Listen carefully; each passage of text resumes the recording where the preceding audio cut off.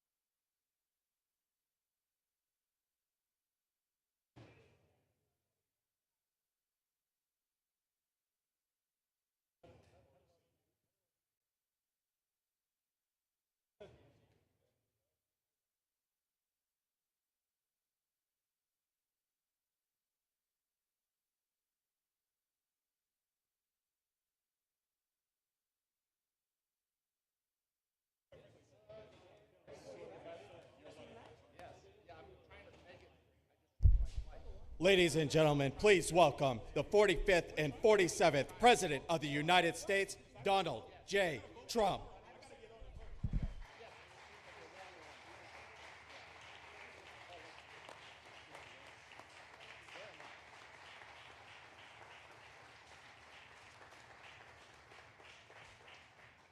Thank you very much. You've done a fantastic job. Even the microphone works well. That's good. Wow. Well, I'd like to just thank everybody for the incredible job they've done. I love the state. As you know, Ron and I have had a really great relationship for a long time. We had a little off period for a couple of days, but it didn't last long. It didn't last long, and a lot of respect for each other. And it's a great honor to be deep in Florida, the Florida Everglades, to open America's newest migrant detention center. It's incredibly built, and you're seeing that yourself. That's why I said, let the press join us on our walk so they can see what's happening. It's known as Alligator Alcatraz, which is very appropriate because I looked outside and that's not a place I want to go hiking anytime soon.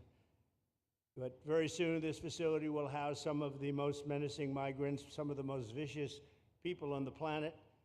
We're surrounded by miles of treacherous swampland, and the only way out is really deportation. And a lot of these people are self-deporting back to their country where they came from. Quite a few. We're amazed at actually the number. We took the FEMA money that Joe Biden allocated to pay for the free luxury hotel rooms, where he's paying hundreds of millions of dollars in New York City, and we used it to build this project, and Ron, it was just a little fraction of that money. The money they spent on that project, I happen to know the real estate developer. He's a very he never really made that much, but he became very wealthy. With luxury, he didn't do well. With people that are not exactly luxury, he's made a fortune. I want to thank Florida Governor Ron DeSantis and Secretary of Homeland Security Kristi Noem, and Florida Attorney General James Uthmeier. Where is James? Where is he? You do a very good job. I hear good things. I hear good things about you from Ron, too. No, you really do.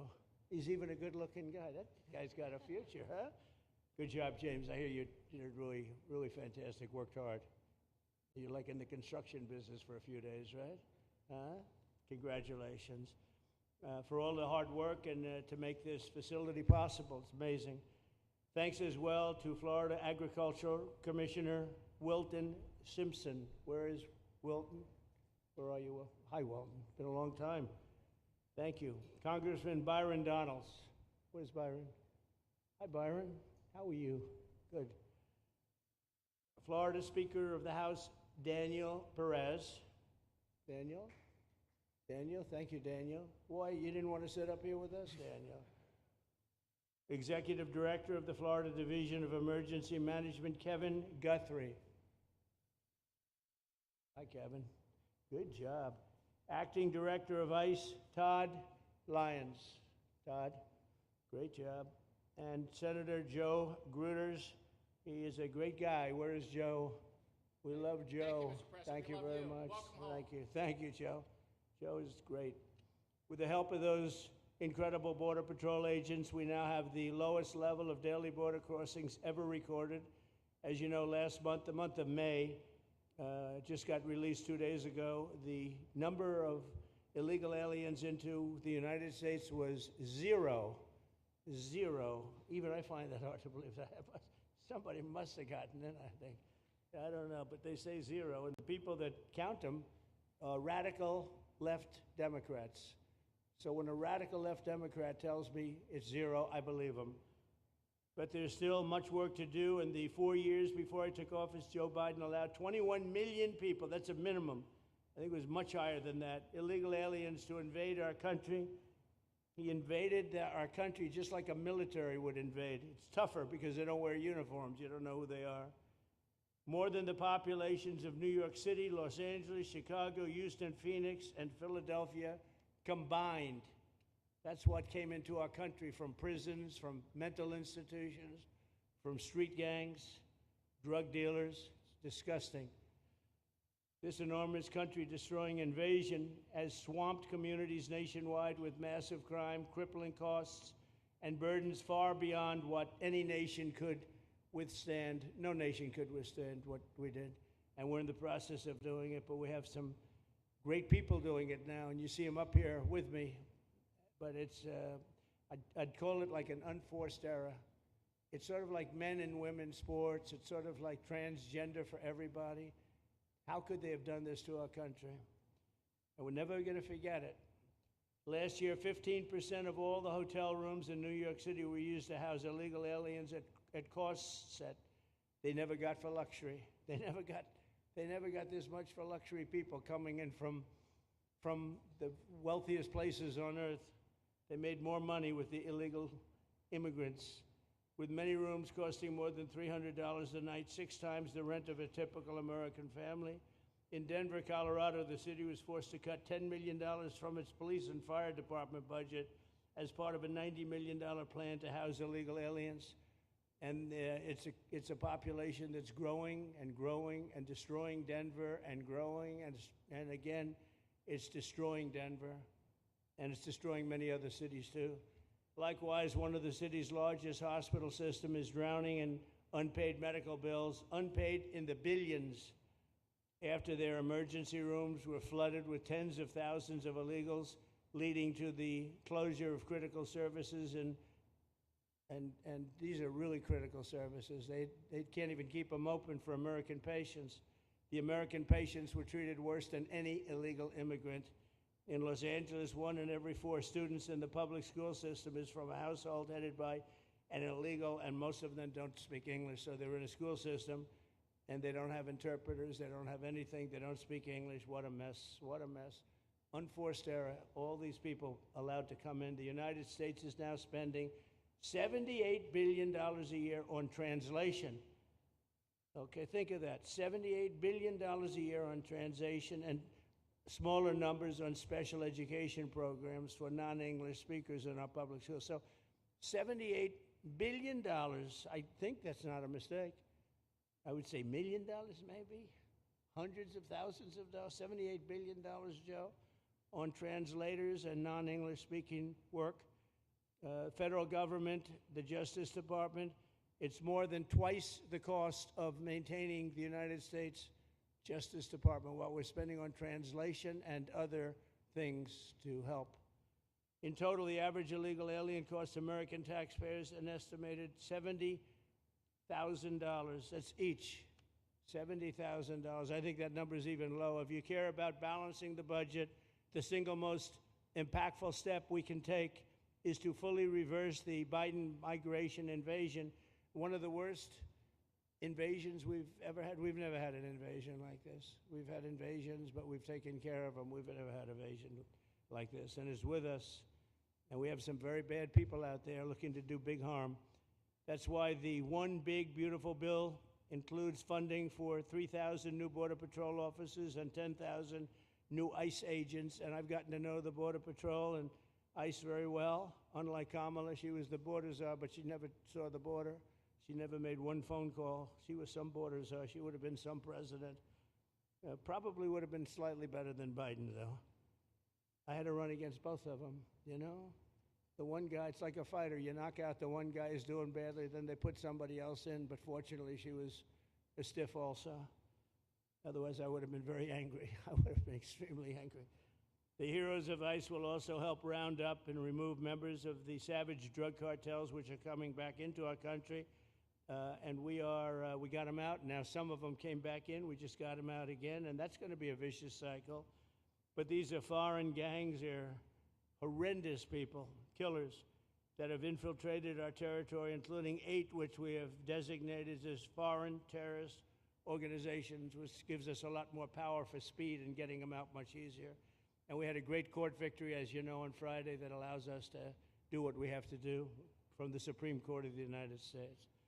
In 5 months, my administration has already arrested over 2,700 members of the murderous Venezuelan gang known as Tren de Aragua, including a pack of these sadistic animals arrested last month with over 280 guns, and these are guns of the latest caliber. These are guns that were made over the last period of less than a year, getting brand new guns. the latest and the greatest.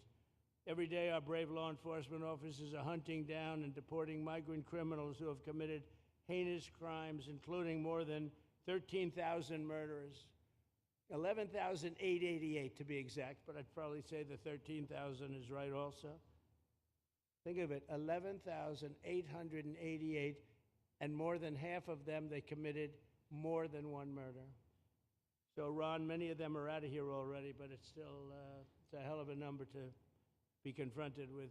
Just this year, ICE agents in Miami have apprehended illegals with arrests for murder, kidnapping, rape, child sexual abuse, and arson, people of the worst order. We're getting these monsters out of the United States, out of Florida, out of all the places that they're in. And on January 20th, I signed an executive order empowering governors and state police to be deputized to enforce federal immigration laws, and Ron's already taken advantage of it. It's a tremendous advantage for the states. Most of them are doing it. Actually, the blue states tend not to do it. Even a couple of them have, though. And I want to express my tremendous thanks to the state of Florida for embracing this opportunity and being a true partner. They've worked so well with the federal government. It's been just a beautiful, beautiful partnership. So, Ron, I'd like to thank you personally. You are my friend, and you'll always be my friend. And we may have some skirmishes even in the future. I doubt it, but we'll always come back because we just seem to, we have blood that seems to match pretty well. We have a relationship that's been a very strong one for a long period of time, and I appreciate it, very much appreciate it. And also, Secretary Noem, I'd like to have you say a few words. You have been unbelievable, the job you've done. You and our favorite person, Tom Homan, have done, and your whole staff, because it's a lot of people, and Tom acknowledges it all the time. He respects you so much. He respects the staff that you both built. And you're really doing one of the great jobs. And it was great that you could work with Ron in Florida so well. Built such a great facility. So please say a few words. Thank you very much. I don't know if this will work. Well, thank you, Mr. President. First of all, I want to thank you for putting the safety and the security of the American people first, and the way that you never lose focus on making sure that America stays our priority and that the families that live here get the chance to grow up and to raise their children in communities that are safe and that give them an opportunity to pursue the American dream. This facility here is a fantastic representation of what can happen when all of government works together and when it's accountable to the taxpayers and to the citizens that live here. The President signed an executive order that allowed us to build partnerships with states and with local law enforcement officers, which is exactly how things should function in this country. More power, more authority given to people locally so that they can take control of their own destiny. And so we have already been working under the 287G program to deputize law enforcement officers, whether they be state highway patrol, local sheriff's departments in all of our states, and allow them to go out with our ICE officers, our border patrol officers, and make sure that we're getting the worst of the worst off of the streets. We also recognize that as we've been doing that and returning people back to their home countries, that we need detention facilities. We need beds to put them in place so that they can have their due process before they return home. And this facility is exactly what I want every single governor in this country to consider doing with us. What happened to start this conversation was that a young man named Jimmy Percival in my office, my general counsel, who came from Florida and used to work here, called up the Attorney General and the governor and said, hey, what do you think about partnering with us on a detention facility that we could put in place that would allow us to bring individuals there? There's an airstrip close by. You guys volunteered the assets that you have and the connections that you have and worked with Kevin extensively so that we could come here, have their due process given, and return them home to their countries. And in 8 days, this facility has been stood up. And I want everybody to recognize that detention facilities that ICE adheres to is a higher standard than is required at state levels, at local Department of Corrections facilities, sheriff's offices. This is a state-of-the-art facility, air-conditioned, isolated, though, for security purposes, which is very helpful.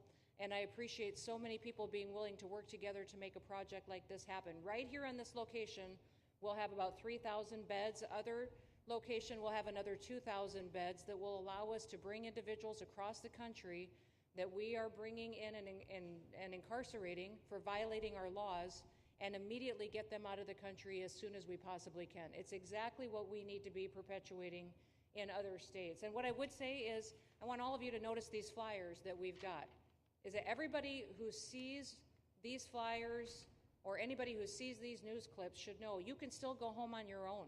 You can self-deport. If you go on the CBP Home app and go home now, you will get the chance to come back to the United States legally. You will get the chance to come back and do it the right way. If you don't, you may end up here. And you may end up here and being processed, deported out of this country, and never get the chance to come back. That is the consequences of breaking the law in the United States of America. Listen, our job is to uphold the law. This is a country of laws. We have a border now, and because we have a president that cares and recognizes that we need to be a nation of borders and a nation that upholds the law. If you break the law, there's consequences. We will deport you, and you will never get to be a United States citizen. You'll never even get to come back here and work and to pursue the American dream. But if you decide you want to go home now, go home, and we'll help facilitate it. We'll buy your plane ticket. We'll get you there. In fact, I just got back from Panama, Costa Rica, Guatemala, Honduras. Those countries are excited to get their citizens home. They're setting up programs to loan them money to buy houses when they get there, help them with food assistance, get their children educated, scholarships.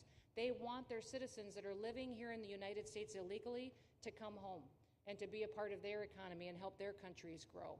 So this is a win-win for everyone, and I just want to end, Mr. President, by thanking our law enforcement officers, by thanking our ICE officers and our Border Patrol officers for what they do every day. They are out on the streets, and violence against them has increased over 500% since Trump has gone back into the White House, because he's upholding the law and because a bunch of liberals, socialists, and Marxists are out there lying about what President Trump is doing. President Trump is upholding freedom by what he is doing. The freedom to live safely in this country and to do things legally and to have justice. And because those liberals, and I'm calling out you, CNN, I'm calling you out because you lie every single day about what these operations are. We are going after murderers and rapists and traffickers and drug dealers and getting them off the streets and getting them out of this country because Joe Biden let the worst of the worst come in here. The other day I was talking to some marshals that have been partnering with ICE. They said that they had detained a cannibal and put him on a plane to take him home, and while they had him in his seat, he started to eat himself, and they had to get him off and get him medical attention. These are the kind of deranged individuals that are on our streets in America that we're trying to target and get out of our country because they are so deranged they don't belong here.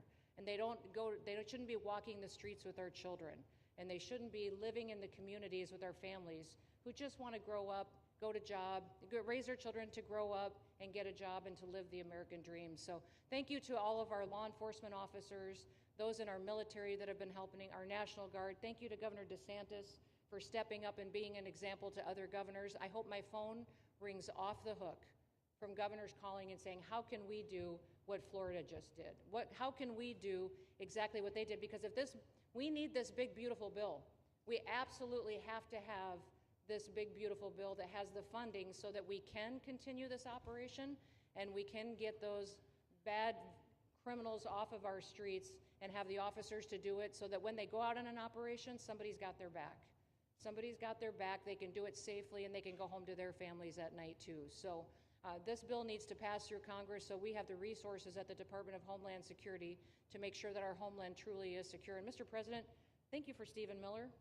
I just want to thank you for him. This guy calls me night and day and tells me all of his wise advice and wisdom, but he's a rock star because he loves this country and he's passionate about making sure that nobody is prioritized over an American citizen.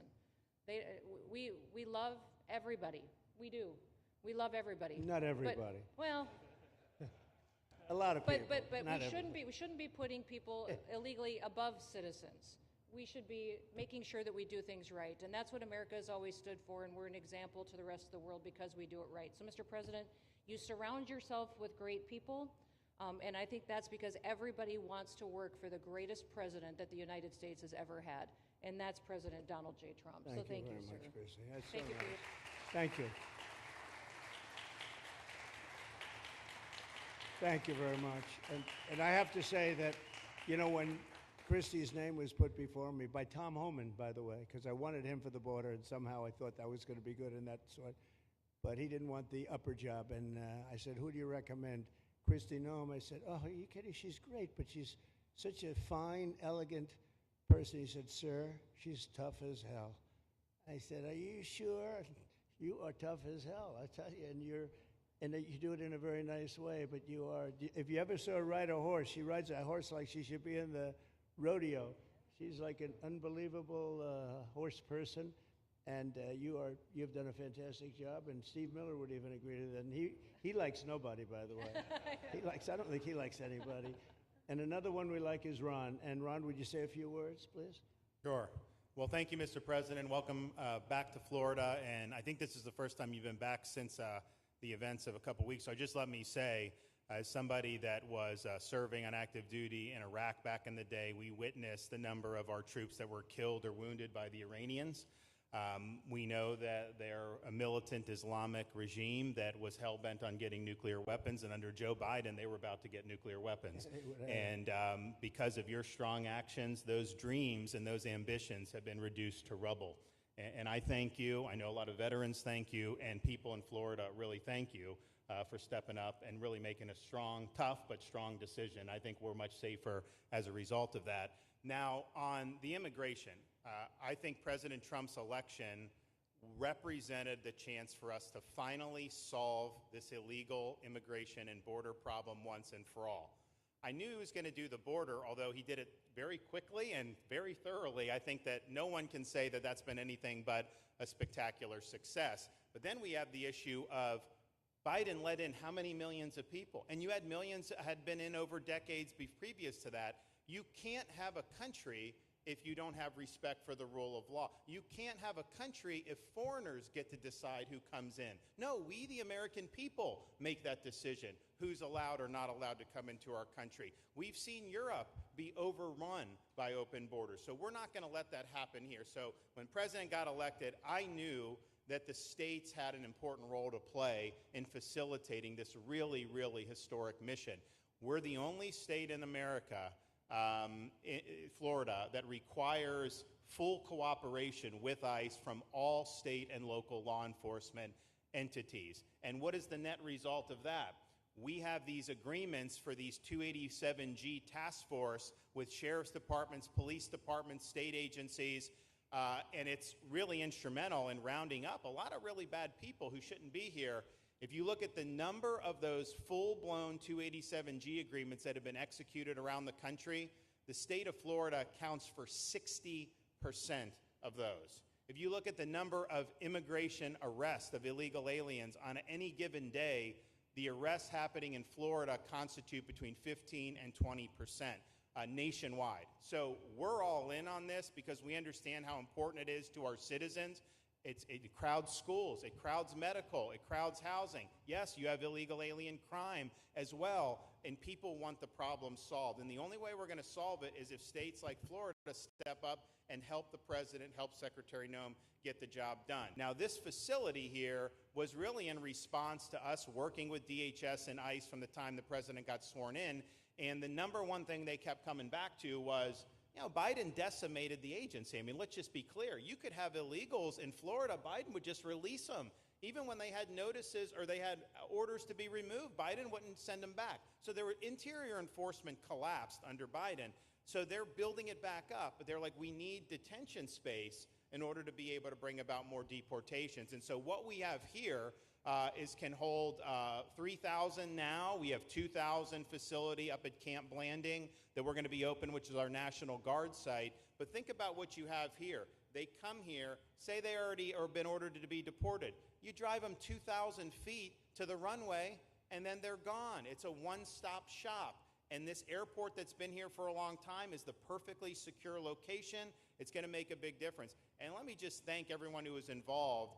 We got the call from DHS a little bit more than a week ago, and here we are 8 days later with this facility open, and as soon as Air Force One departs, it'll be swept, and it'll be open for business to be able to do.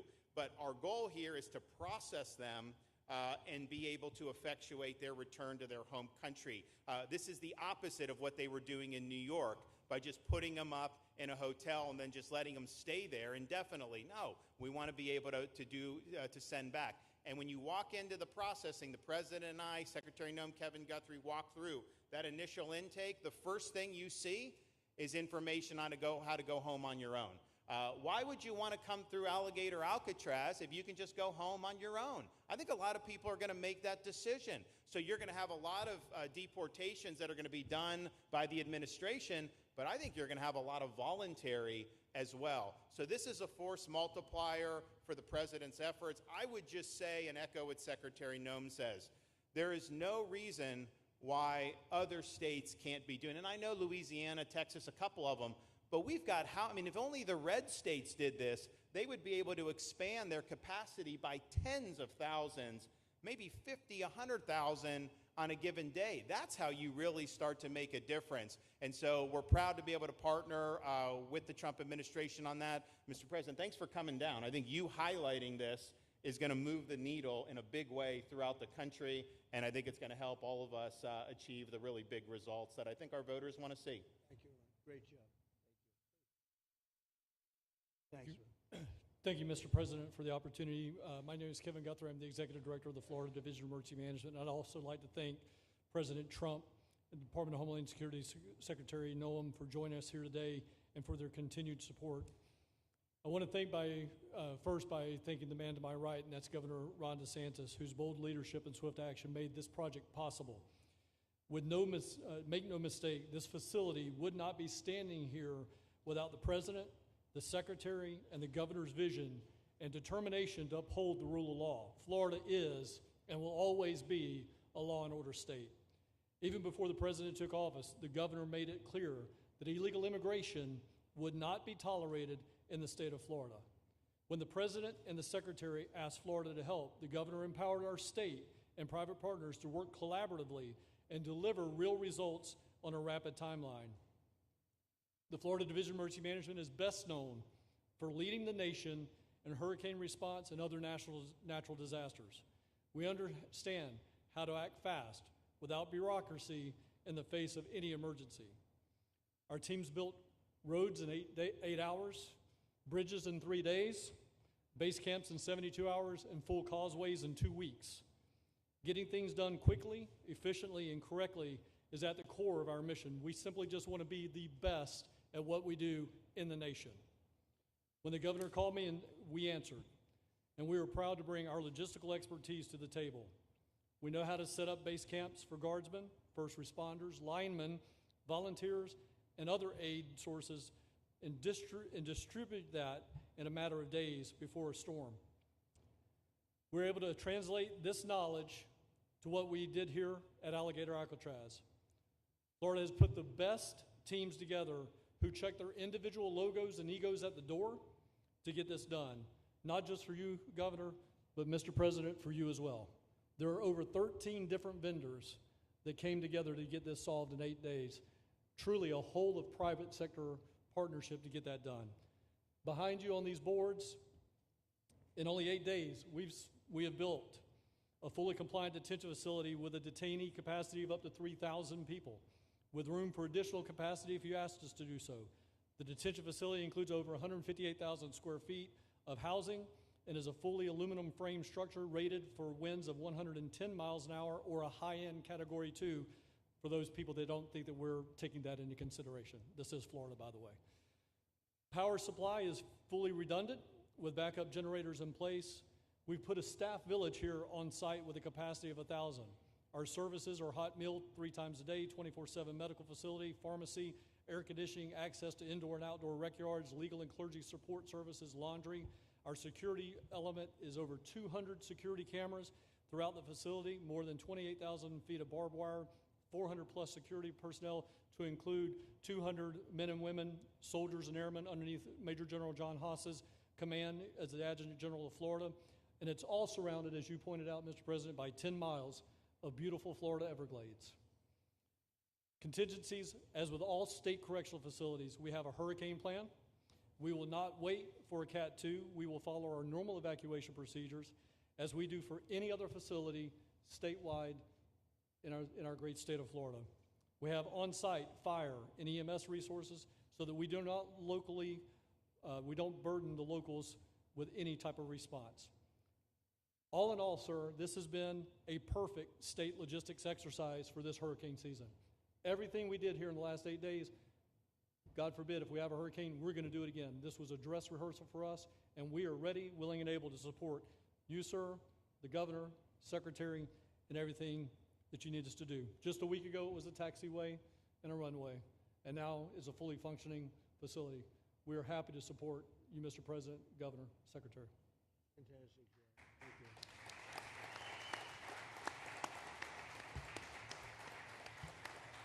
Byron, please.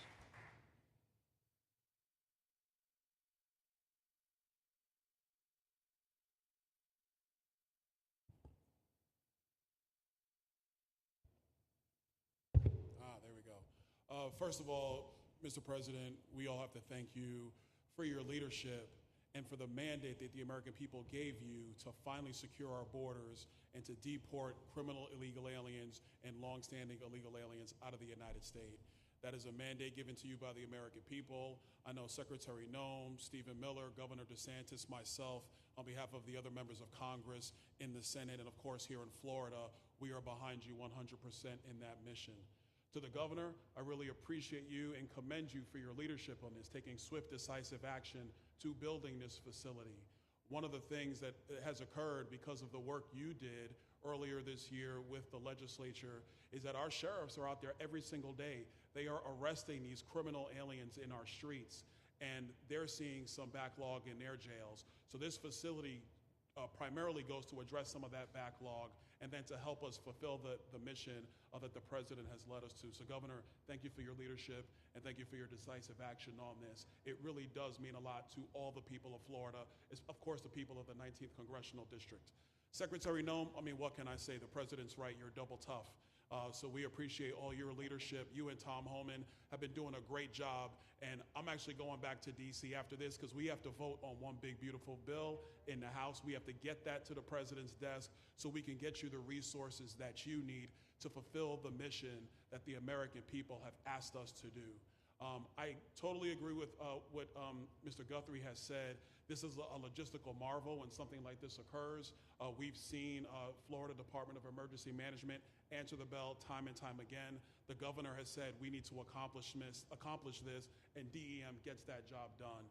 And we had a side conversation about, I know there were some concerns. People were like, well, what happens if a hurricane comes? What happens if this happens? And I looked at Kevin Guthrie and I said, you already have a plan, don't you? And he goes, of course we have a plan. You know that we do. This is what Florida does, Mr. President, and so I want to commend you for your leadership and your vision on this. Governor, thank you for all that you've done with your vision and determination. Secretary Noem, we're going to get the bill done so you get the resources you need. See you, sir. Thank you very much. Oh, thank you. Wow. Thank you. You know, I'm waiting, listening to these wonderful words, and they are music to my ears, but I was also wondering how we're doing, because I know this is prime time. It shows that I care about you because I'm here and I probably should be there, but we do care. Thank you very much. James, please. We're all happy now, James. Yeah. Well, I can speak on behalf of all of our sheriffs, state law enforcement, our police chiefs. We are going to continue to make arrests, our pedals to the metal, as many as we can. We want to fill this place up. The governor and Kevin have shown they can build bridges in 3 days, so why not some detention facilities? Hopefully there's more to come. And you really kind of were the inspiration for this. We like the idea of reopening the original Alcatraz. I don't know if that can happen or not, but we thought, hey, we've got our own natural Alcatraz in the middle of the Everglades. Right. Great runway, great perimeter, so let's make it happen. In Florida, we walk the walk, and we will deliver for all of you. Thank you. Well, I heard you were responsible for the locational pick, and you cannot have picked a better location. I said, whoever the hell made this choice, I know you take it a little heat from some environmental groups, but I take it all the time, and that's an honor. But I heard you were very responsible for that choice, and that was a big choice. Thank you very much. Great job, James. Thank you. Do you want to finish over here, and then we'll go over here? go back and celebrate the big, beautiful bill that you just got passed. You sure that's right, Brian? Yeah, right. Wow, good. He's doing a good job. Right. Wow. Mr. President, first of all, I just want to say how grateful we are that you're back here in your home state of Florida. You've been doing an amazing job, not only at our border, but around the world, keeping this country safe and Americans. We are grateful for your leadership. God had a plan for us, and it was Donald Trump. So thank you for that. As a member of the Immigration Board and as the Commissioner of Agriculture of this state, I've been happy to help lead with the governor and the rest of the cabinet on this issue. We're very proud Secretary Noem's here today and others to represent not only the United States in our efforts to make this commitment to keep our citizens safe, but we're going to continue in Florida to remove the barriers to have your vision come true of a safe United States.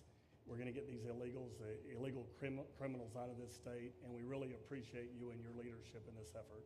So thank you for being here. Thank you very much. You're doing a great job, too. Thank you. Thank you, Mr. President. Joe Gruters, State Senator. I'm a member of your Homeland Security Advisory Council, your Vice Chairman. Thank you for that appointment. And thank you for coming back to Florida and everything that you do. Every single day you are delivering on the promises that you promised to us at all of the events you've done throughout the years, but specifically this last campaign. You deserve all the credit for everything, and you are surrounding yourself with incredible people like Secretary Noem, Stephen Miller. And just like your big, beautiful bill here in Florida, there was a lot of commotion about our immigration bill. And we had 3 B's in that: beds, badges, and bad guys. And this goes right along with our beds and the resources. And I give the governor, Ron DeSantis, a lot of credit for stepping up and making sure that we all work together, because at the end of the day, even if sometimes there are skirmishes, as a result of the back and forth, we ended up with a better bill, and we all win. And what we're doing here in Florida hopefully will happen all across the country. Your leadership is amazing.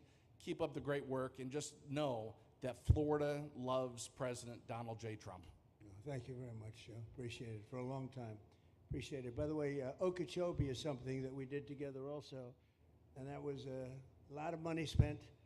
I hope it was well spent. I know we did a Rolls-Royce job, but it's a lot of money that we spent out there together. And how is it going? You can delegate that to us, because we move faster than the Army Corps. Good. So we will finish that reservoir. Good. If you delegate it to us, I'll get it done and much quicker. Oh, I would do that. Yeah. I'll tell you, let me ask myself permission. Permission granted. Go ahead, get the thing, get it complete. You want to do that? All right, we're gonna go talk to the Army Corps then after this. Good. You can move faster, actually. Please. Thank you. No, sir, just first on behalf of the men and women of ICE, we just want to thank you for allowing us to do our job again. You know, your vision and under Secretary Noem's leadership, this is what the American people want. And I hope that you see great results of what we're doing out there every day of getting the worst of the worst out of our communities. Because of you and Secretary Noem, I have the privilege to lead one of the most premier and the finest law enforcement agencies that we do have in the United States. And the men and women of HSI and ERO Miami do incredible work like you highlighted. And with the governor in the state of Florida, the partnership in Florida has been amazing. The 287G program is only going to help us to identify all those known gotaways and get the worst of the worst out of the neighborhoods. And through our Homeland Security Task Force, we are going to make America safe again. So thank you very much to both you and the Secretary. Thank you, Todd. Great job. Really great job you're doing. Thank you. Please. Good morning, Mr. President. Hi. Thank you so much for coming. Again, as Garrett Ripp, I'm the Field Office Director for ICRO here for the Miami Field Office. Incredible collaborative work we've been doing together, working with the state, working with our local partners.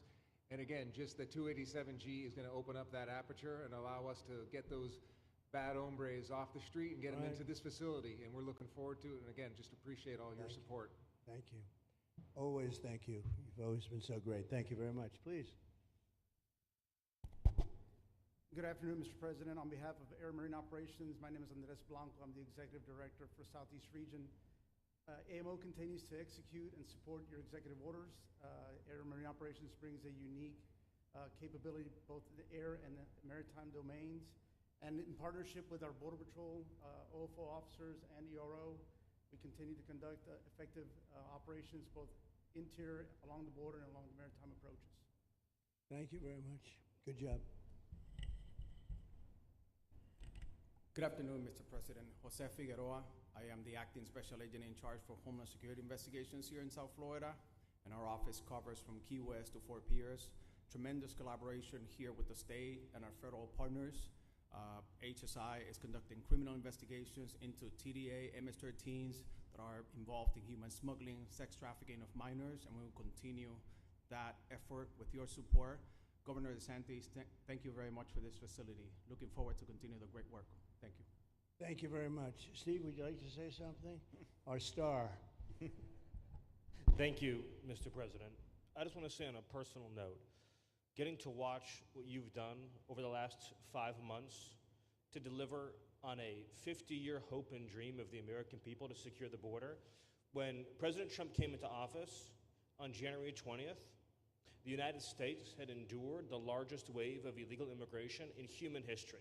Not just American history, human history. And within just a few days, President Trump, through his strength, leadership, diplomacy, and vision, achieved the most secure border anyone in the world has ever seen. When we recently went overseas to the NATO summit, I had senior staff in foreign governments come up to me and ask me how he achieved the Trump miracle on his border and could that be replicated in their countries. For individuals who don't work in this space, to have 0 successful illegal entries in an entire month should be an impossible achievement. There's a 2,000-mile border with one of the poorest countries in the world, and you have open travel from 150 countries into Central America and South America. There are 2 billion people in the world that would economically benefit from illegally coming to the United States. And through the deployment of the military, through the deployment of novel legal and diplomatic tools, through the building of physical infrastructure, through the empowering of ICE and Border Patrol, and the entire federal law enforcement apparatus, President Trump achieved absolute border security. And now, once this legislation is passed, he will be able to make that with those resources permanent. Watching what you've done, sir, has been one of the honors of a lifetime. I'm proud to be able to play any role in it. And what President Trump is going to achieve next with the resources in this bill will make America safer, stronger, freer, more sovereign, and more prosperous than it has ever been before. Thank you, sir. Thank you, Steve. Oh. Thank you. And the bill is going to be great for Ron. It's going to be great for Florida, too. There's a lot of set-asides for Florida, some of the things that you wanted to do. And so it's great news to hear that it was approved. Do you want to take a few questions, Ron? We'll take a few questions from these. Yeah, please, go ahead. Yeah.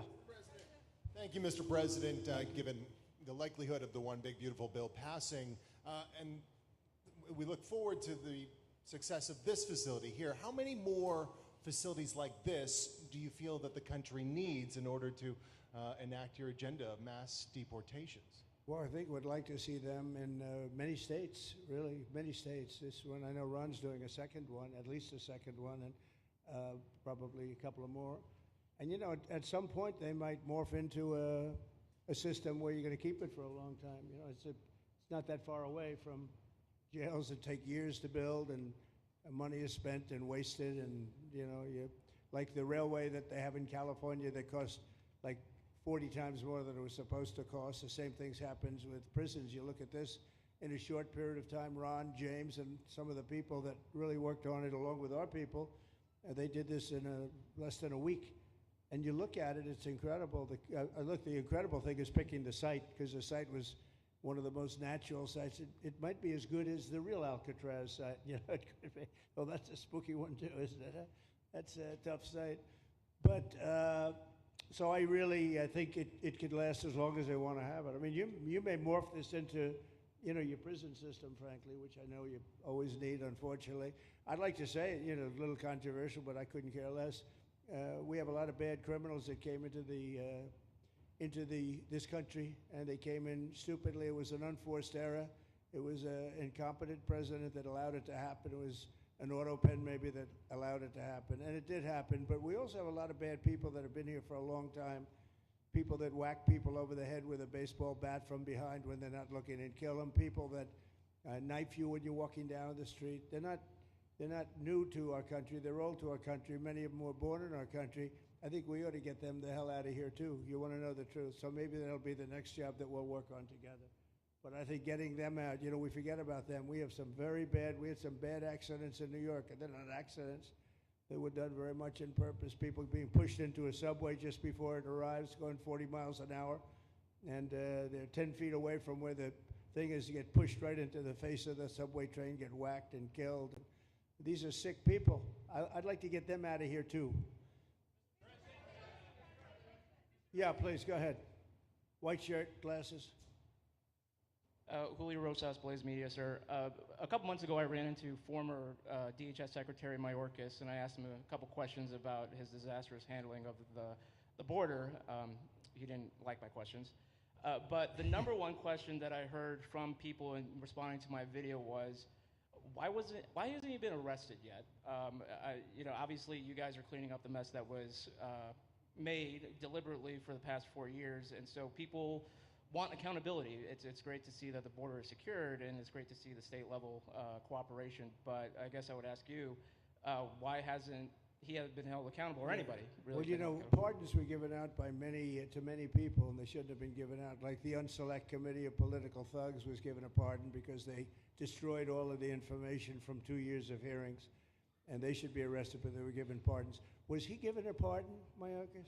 Was he not? I don't believe so. Well, I'd take a look at that one, because what he did is it's beyond incompetence. Something had to be done. Now, with that being said, he took orders from other people, and he was really doing the orders. And you could say he was very loyal to them, because it must have been very hard for him to stand up and sit up and talk about what he allowed to happen to this country and be serious about it. So he was given orders. If he wasn't given a pardon, I could see looking at that. In fact, why don't you take a look at it, Kristen? He was impeached, but yeah, it was just a fake impeachment. It was a fake impeachment. Why don't you take a look at it? I think he was so bad. They were all so bad. Look, it was the worst president in the history of our country. We've had some bad ones, but he was the worst president. But somebody told Mayorkas to do that, and he followed orders, but that doesn't necessarily hold him harmless. So take a look at it. Very good question, actually. Thank you. Yeah, please. Go ahead. Mr. President, you and the Secretary have both said that many people have self-deported since you came back into office. Yeah. How many is many, and has the rate gone up? How do you see the tempo of that moving forward going on?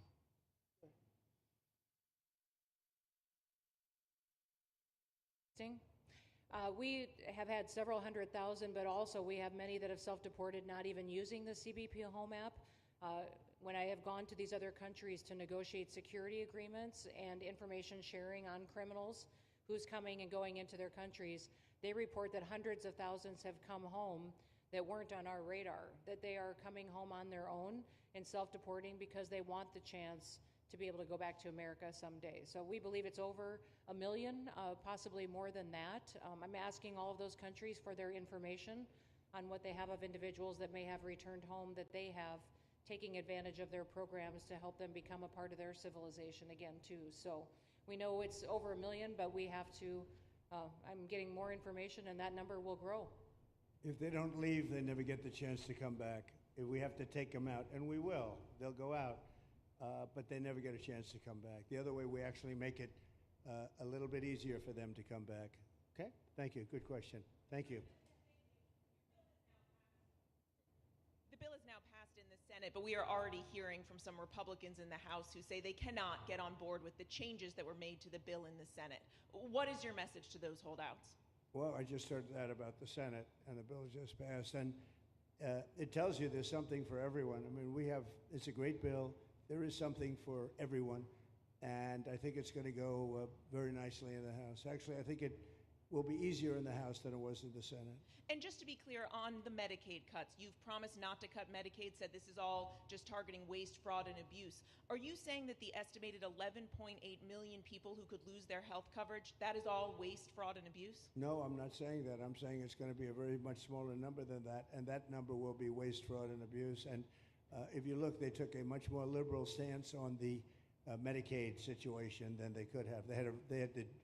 They had a tough stance and a weak stance. They took not a very strong stance on that to start off, and it's waste, fraud, and abuse, and everybody wants that covered. What number is that? What analysis are you seeing? I'm not seeing a number, but I know it's much less than the number you gave. And we really were very, very cognizant of three things. Social Security, we're going to take care of it beautifully. Medicare and Medicaid. And we are going to save it, whereas the Democrats are going to. You won't have it. They will destroy Medicare and Medicaid, and they have to because their numbers don't work. So it's not going to happen. They're the ones that have destroyed Medicare. They have made it so bad already, they're going to make it a lot worse. But now we'll be in charge, so we're going to have no problem with Medicaid or Medicare or Social Security. Thank you. Yeah. Claire Gall with Wink News in Fort Myers.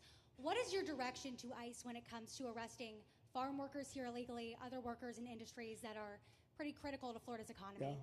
Well, we're very much cognizant of that, and as you know, I won the farmers by 92%, and I'm not going to be abandoning my farmers. We were strong on the borders, but we're also strong for the farmers and for others in the hotel industry, et cetera. You know, we have similar situations, and Christy and I, and we'll be working with Ron and a lot of the states. We're going to work something where the farmers can be responsible for some of the people that have, and they have people around for 10, 15 years that they know very well. We're going to put them responsible. And we're going to issue a form of a card or document, and the farmer is going to be responsible for these people. They're not going to have citizenship, but they'll be working, they'll be paying taxes. We need to get our farmers the people they need, otherwise our farmers aren't going to be able to do their land. You know, it was tried once before, many, many years ago, where there was a very strong guy, and he got everybody out, and every farm almost in the country, but every farm in California, every farm in Iowa, almost all the farms went bankrupt. They had nobody to work, and we don't want to have that situation. So we're going to work it. We're going to put our farmers and others in charge of the people that they have under them. They know the people, and I think it's going to work out really well. We're going to take care of our farmer, but we're going to get the criminals out. Okay? Yeah, go ahead, please. Thank you. Mr. President, how do you respond to critics who fear that a 3,000-bed detention center and the waste that could produce will pollute the surrounding federal protected land, including land that both administrations have invested billions of dollars in restoring? Well, I was one of those that invested billions of dollars and hundreds of millions of dollars right here in the Meadowlands, but in the Everglades, and the Meadowlands too in New York. If you look at what we did up there, speaking of the Meadowlands, a lot of places like this, but this is a very unique one. One thing I'll say about this land, we'll be gone a million years and this land is still going to be here. It's not going to be much different. You'll have the water moccasins, you'll have the alligators. You may not have people, but you're going to have all those animals. They're going to be around, and you got plenty of them out here. I think it was a brilliant choice, and I think almost anybody in his or her right mind would say this was a brilliant choice. I give the governor a lot of credit for using this piece of land. And in addition to that, it's on top of something that was already developed. It's an airport. You know, you have the runways, you have so it's already been developed. So it's not like you're dropping dirt right into the thing. There was zero movement of that. That was done many years ago because the airport's very old, but it was an abandoned railroad, an abandoned airport. And frankly, it's like perfect. And you can do expansion on this site substantially without doing anything. So the people, I heard them complaining about the Everglades. There's no, I don't think you've done anything to the Everglades. I think you're just enhancing it. This was already here. How long has the airport been here? Decades. Many decades, yeah. And they have, Kevin, all these guys, you know, have a waste plan, like the wastewater gets trucked out, potable water gets, literally, they have, even our DOT has put things up in case there's any seepage, which we don't. So you are literally doing this on concrete that's already here. So I don't think those are valid and even good faith criticisms, because it's not going to impact the Everglades at all. President's been a champion. We've been a champion, really changed the game in Florida on it. I think it's just people don't want to see illegal immigrants deported, and that's their ideology, and they have a right to that.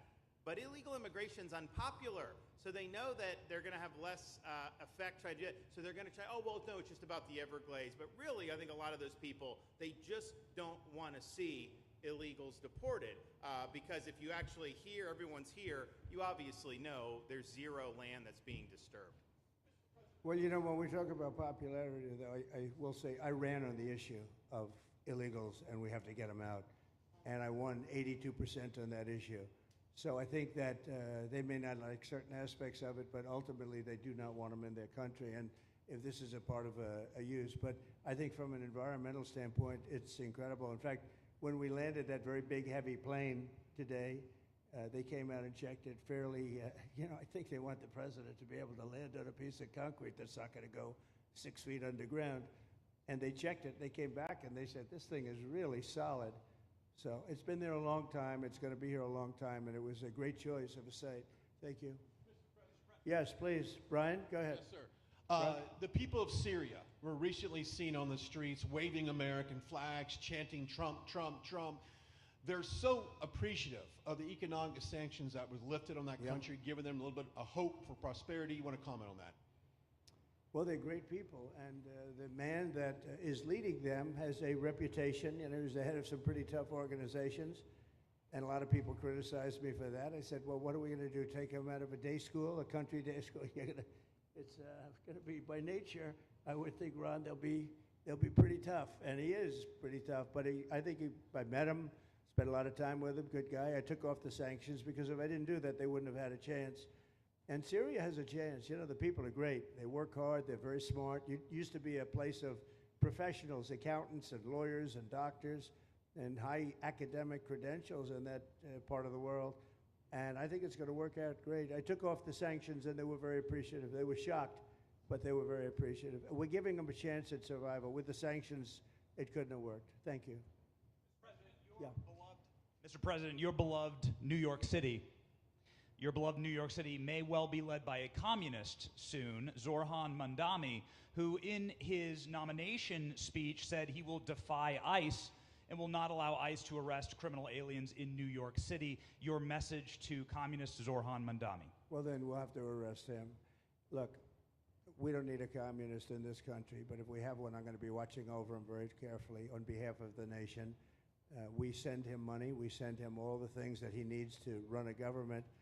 And by the way, they get about 3 times what you get, Ron. If you look at the per capita, Florida gets 1/3 of what New York gets in terms of the numbers. Why don't you give us those numbers?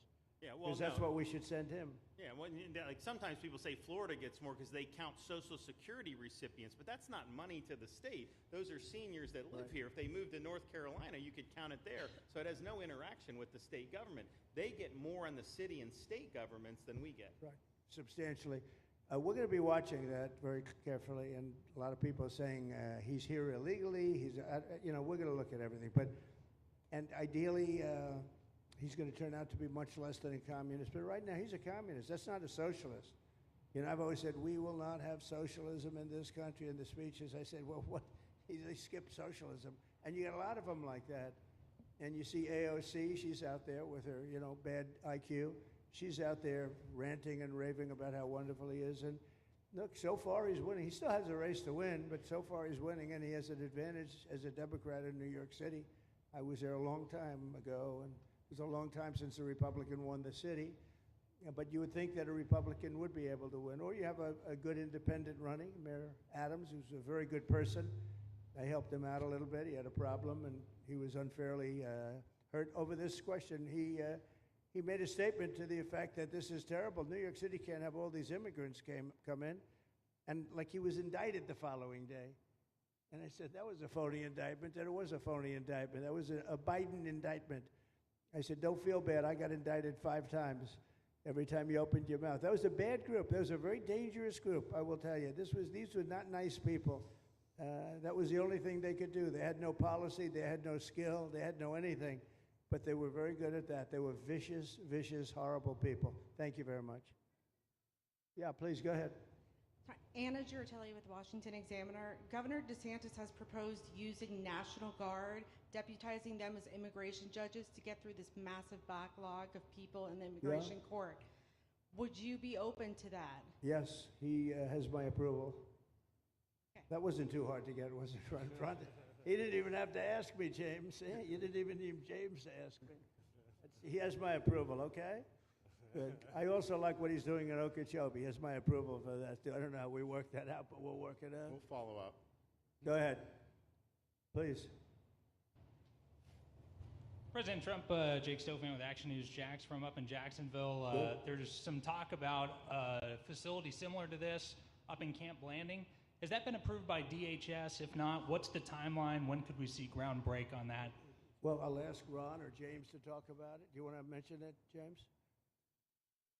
The overarching plan, I think the secretary has said she supports the whole plan, so you guys are going to keep going. So, Yeah. Mr. President, just specifically, the response for proposals is out for that today. It closes, I can't even remember what day of the week it is, but it closes on Wednesday at 5 o'clock. Then we will do notice to proceed. So I would say right after our wonderful Independence Day, we will be starting construction there at that facility. You have another big runway there, too. That's great. Wow. Boy, I love these runways. It's very convenient, I must say. Having a runway is a nice thing. Today, you don't get runways approved. I will tell you, it's tough to get a runway.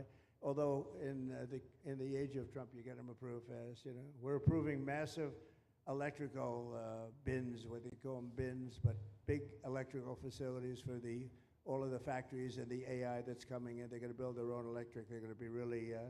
They're going to be made into electrical providers. They're going to have a lot left over. They'll put it into the grid. I think, they're going to end up doing so much. They'll put it into the grid. Won't even cost anything from their standpoint. So we have a lot of that happening. We get approvals fast. But I was just saying, runways are hard to get, but we'll get them now. But in the past, I would say over the past 30, 40 years, when you can get a runway, that was considered gold. Okay, please, go ahead. Go ahead. Sure.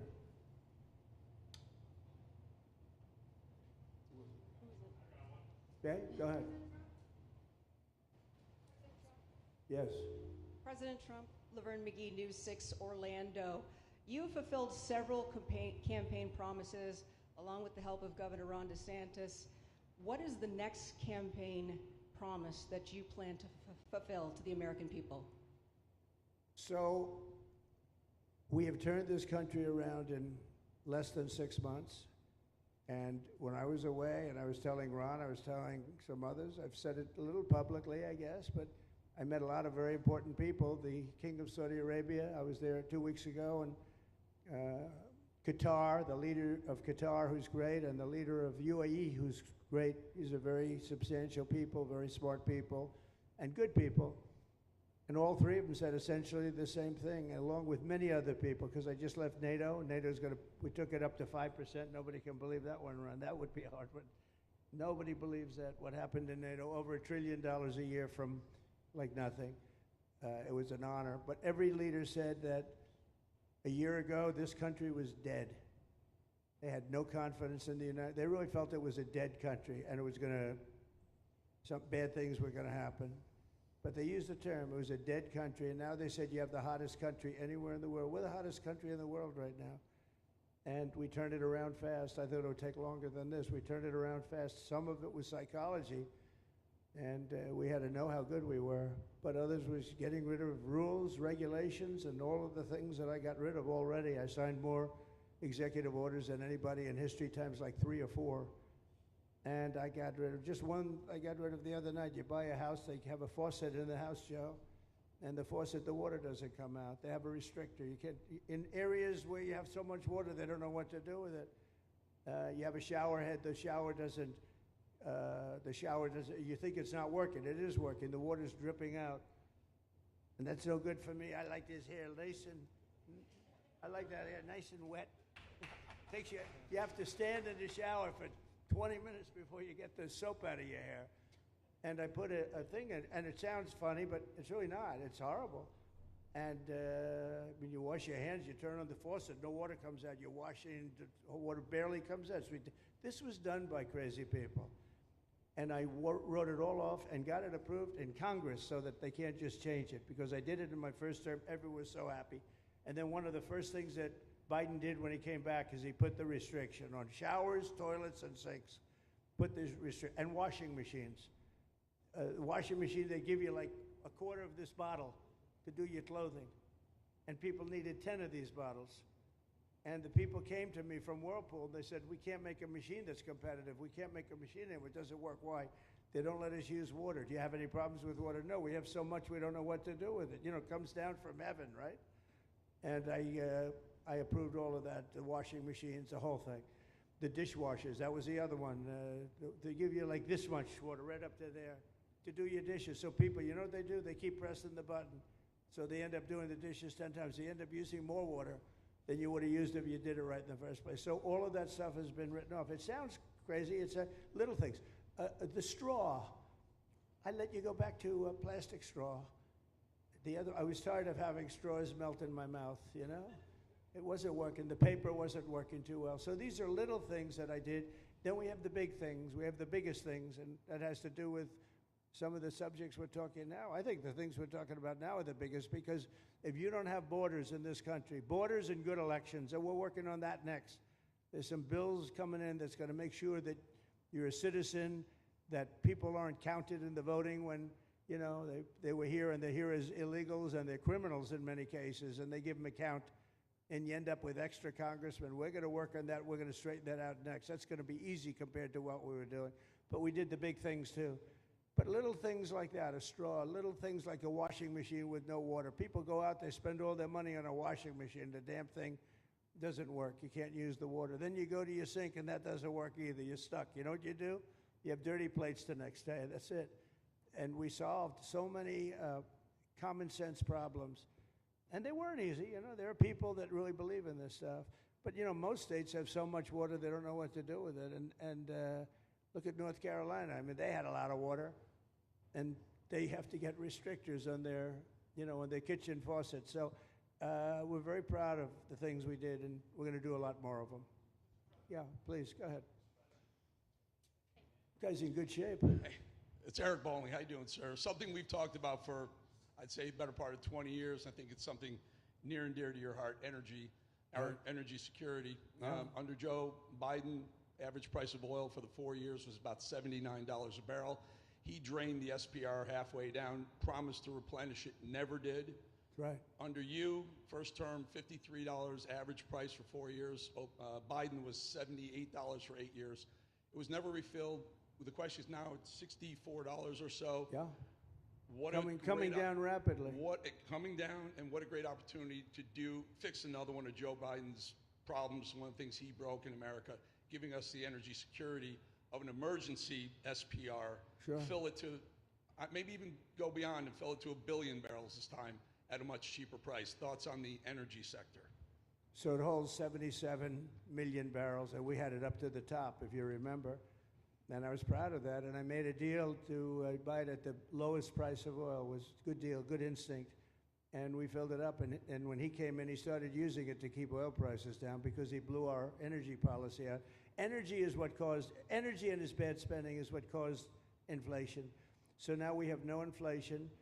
Gasoline just hit $1.99 today in 5 states. $1.99, isn't that a nice sound? It was up to $4. And going up to 5, 6, and 7. In California, it was $7.70. But we just hit in five states $1.99, $1.98. And it's coming down to that level, so that'll be a big thing. And one of the reasons the prices and costs are going down when you go to the supermarket, because I said I was going to get costs down. We're getting the cost down. Food is coming down. When I came out, my first week, if you remember, I had a lunatic reporter screaming at me saying, eggs are going through the roof. What are you going to do about eggs? I said, I just got here. I didn't know anything about eggs.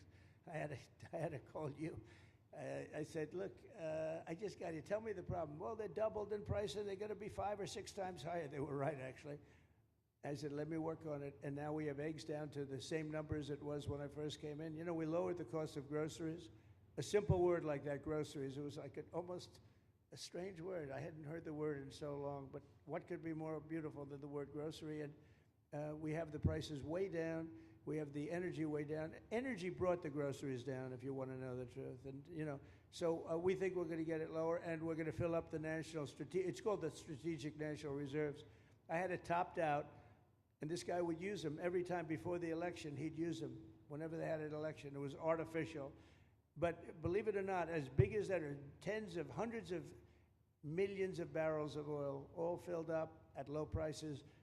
but it was really meant for wars, and it wasn't meant for keeping your prices down during a holiday so that somebody could get elected. But they used it, and they didn't bring it. The only mistake you made, they didn't bring it a little down. They brought it right down to the bottom. The thing is practically empty. They never filled it up. They never spent 10 cents in filling it up. And we'll do that. When the market is right, we'll fill it up. I want to fill it up when the market's right. Thank you. How about one more question? Okay, please, in the back. Dana Marie McNichol, Fox News Channel. Mr. President, is there an expected time frame that detainees will spend here, days, weeks, months? And does that have anything to do with the immigration judges you just spoke about being trained and staffed here? When you say, what was the first part of your question? Who? Is there a specific time frame you expect the detainees to spend here, days, weeks, months? In Florida? Yes, here at Alligator Alcatraz. I'm going to spend a lot. Look, this is my home state. I love it. I love your government. I love all the people around. These are all friends of mine. They know them very well. I mean, I'm not surprised that they do so well. They're great people. Ron has been a friend of mine for a long time. I feel very comfortable in the state. I'll spend a lot of time here. I want to, for 4 years, I've got to be in Washington, and I'm okay with it because I love the White House. I even fix up the little Oval Office. I make it, it's like a diamond. It's beautiful. It's so beautiful. It wasn't maintained properly, I will tell you that. But even when it wasn't, it was still the Oval Office, so it meant a lot. But I'll spend as much time as I can here. You know, my vacation is generally here because it's convenient. I live in Palm Beach. It's my home. And I have a very nice little place, nice little cottage to stay at, right? But we have a lot of fun, and I'm a big contributor to Florida, pay a lot of tax. And a lot of people move from New York, and I don't know what New York is going to do. A lot of people moved to Florida from New York, and it was for a lot of reasons, but one of them was taxes. The taxes are so high in New York, they're leaving. I don't know what New York's going to do about that, because some of the biggest, wealthiest people and some of the people that pay the most taxes of any people anywhere in the world, for that matter, they're moving to Florida and other places. So we're going to have to help some of these states out, I think. But thank you very much. I'll be here as much as I can. Very nice question. With that, I'd like to just end by saying I want to thank Ron and James and all of the people that have done such a great job, all of your staff. Really fantastic work. And it really started with site selection. You can do a great job, but if you have the wrong site in real estate, you have the wrong site, you're dead. And this was a great site selection, despite what you may read in the environmental press. Good job. And this was an honor for Christy and myself and Steve and all of our people to be here. And I also appreciate the media. They've treated us very fairly. Over the last few weeks, I've been treated very nicely. And it's so unusual. I'm not used to it, but we've gotten great accolades. Brian, I want to thank you for calling out, because I was waiting here, because I knew the vote was taking place and I'm answering questions, right? So I want to thank you very much and say hello to our friend. And I will see a lot of you. Thank you very much. We're going to make America great again. Thank you very much.